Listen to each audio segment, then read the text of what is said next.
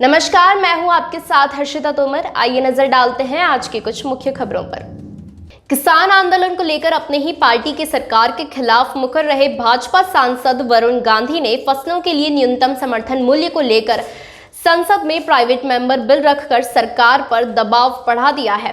सांसद गांधी ने रविवार को बिल के मसौदे को ट्वीट करते हुए लोगों से इस पर उनके सुझाव भी मांगे हैं। उन्होंने एमएसपी कानून को लेकर कुछ सुझावों की लिस्ट संसद को सौंपी है। भाजपा सांसद वरुण गांधी ने अपने प्रस्तावित प्राइवेट मेंबर के मसौदे को ट्वीट करते हुए लिखा कि भारत के किसानों और सरकार ने लंबे वक्त से तमाम आयोगों के भीतर और बाहर कृषि संकट पर बहस की है।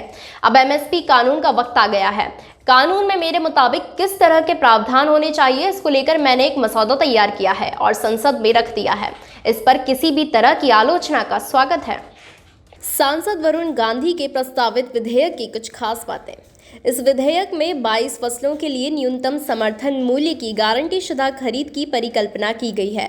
ये फसलें देश में 1 लाख करोड़ के वार्षिक वित्तीय परिव्यय के साथ भारत में बड़े पैमाने पर उगाई जाती हैं। फसलों की यह सूची कृषि उत्पादों को जरूरत के आधार पर शामिल करने के लिए खुला रहेगा। साथ ही न्यूनतम समर्थन मूल्य को उत्पादन की कुल लागत पर 50% लाभांश के आधार पर निर्धारित किया गया है।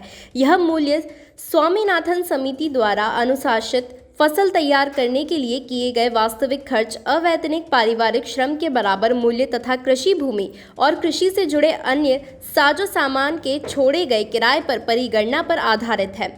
विधेयक में इस बात की व्यवस्था होगी कि एमएसपी से कम कीमत हासिल करने वाला कोई भी किसान प्राप्त मूल्य और गारंटी शुदा एमएसपी के बीच मूल्य के अंतर के बराबर मुआवजे का हकदार है।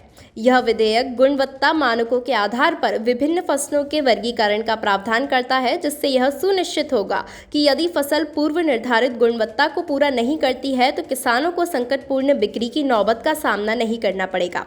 इसके अलावा फसल भंडारण के बदले कृषि ऋण का प्रावधान अगले फसल कटाई के मौसम के लिए कार्यशील पूंजी और संकटपूर्ण बिक्री के जोखिम को कम करने के लिए अतिरिक्त तौर पर रहेगा।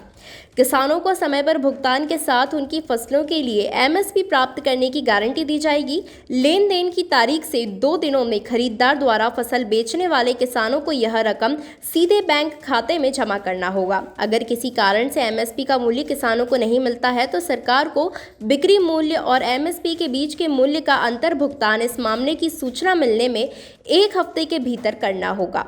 यह विधेयक फसलों की विविधता को प्रोत्साहित और खेती के लिए प्रत्येक प्रखंड के सभी उपयुक्त फसल के सिफारिश करता है, ताकि इससे कृषि के लिए पर्यावरणीय लागत कम हो, खासतौर पर भूजल के मामले में। जाहिर तौर पर इससे दीर्घकालिक पारिस्थितिक स्थिरता के उपयुक्त फसल पैटर्न को बढ़ावा देने में मदद मिलेगी।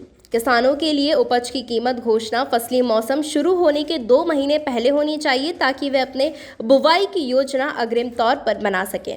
इस प्रस्तावित कानून को लागू कराने के लिए कृषि एवं कृषक कल्याण मंत्रालय में अलग से एक विभाग बनाया जाएगा। यह विभाग अलग निर्णय लेने वाली एक संस्था के तौर पर होगी, जिसमें किसान प्रतिनिधि, सरकारी अधिकारी और कृषि नीति के विशेषज्ञ शामिल रहेंगे।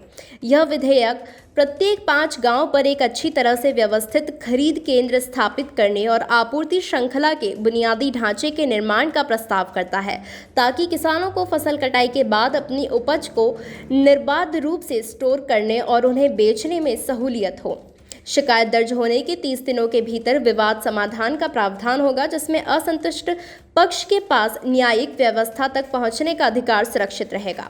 गौरतलब है कि प्रधानमंत्री नरेंद्र मोदी द्वारा कृषि कानूनों के वापस लेने के ऐलान के बाद वरुण गांधी ने पीएम को चिट्ठी लिखी थी। पत्र में उन्होंने कहा था कि मेरा निवेदन है कि एमएसपी पर कानून बनाने की मांग व अन्य मुद्दों पर भी अब तत्काल निर्णय होना चाहिए। साथ ही उन्होंने किसान आंदोलन में मारे गए किसानों के परिजनों को 1-1 करोड़ रुपए मुआवजा देने की मांग भी की थी।